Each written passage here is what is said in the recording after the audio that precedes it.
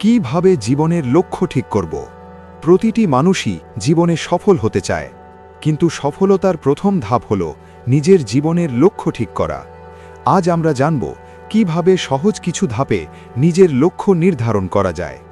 লক্ষ্য ঠিক করার আগে নিজেকে জানতে হবে, আমি কে, আমার শক্তি কোথায়, আমি কি করতে ভালোবাসি। নিজেকে প্রশ্ন করুন, আমার জীবনের আসল উদ্দেশ্য কি।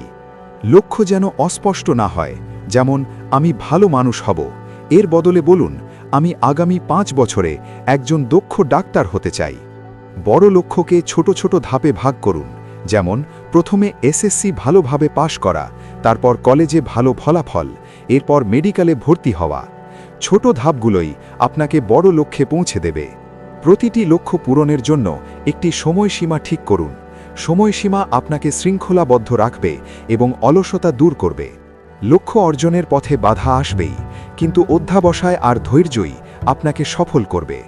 মনে রাখবেন, ব্যর্থতা হল সফলতার সিঁড়ি। জীবনের লক্ষ্য ঠিক করা মানে নিজের ভবিষ্যৎকে সুন্দরভাবে সাজানো।